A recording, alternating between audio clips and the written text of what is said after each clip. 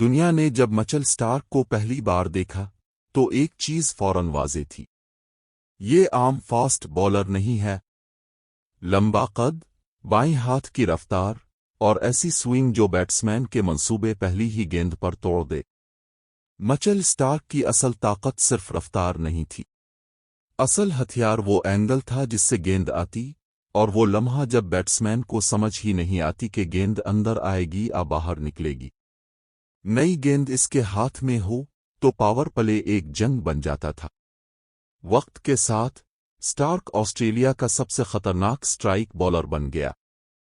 World cup ہو یا بڑا tournament, بڑے میچ ہوں یا دباؤ کے لمحات، گیند اکثر اسی کے ہاتھ میں دی جاتی تھی، اور اکثر نتیجہ ایک وکٹ کی صورت میں نکلتا تھا۔ 2015 اور 2019 کے ورلڈ کپ میں مچل سٹارک صرف بولر نہیں تھا، وہ میچ کا رخ بدلنے والا ہتھیار تھا۔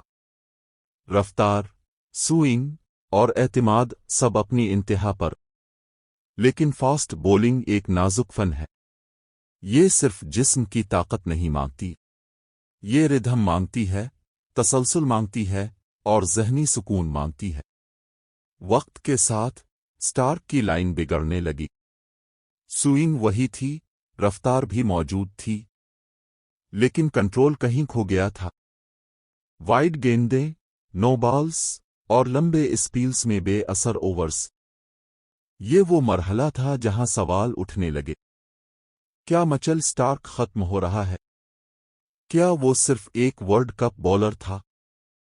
کیا اس کی سوئنگ اب بیٹسمینوں کے لیے قابل فہم ہو چکی ہے؟ فاسٹ بولر کے لیے سب سے خطرناک چیز رفتار کا کم ہونا نہیں، بلکہ اعتماد کا ٹوٹ جانا ہوتا ہے۔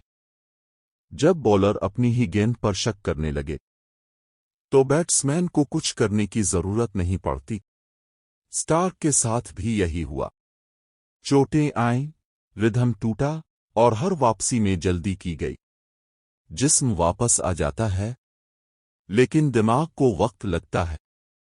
لیکن مچل سٹارک کی کہانی یہاں ختم نہیں ہوتی، کیونکہ وہ بولر جو اپنی طاقت کو سمجھ لے وہی دوبارہ کھڑا ہو سکتا ہے۔ جب سٹارک نے رفتار کے بجائے کنٹرول پر توجہ دی، جب اس نے ہر گیند کو وکٹ لینے کی ضد کے بجائے منصوبے سے پھینکا، تب وہ دوبارہ خطرناک بننے لگا۔ یہ کہانی ہمیں ایک حقیقت سکھاتی ہے۔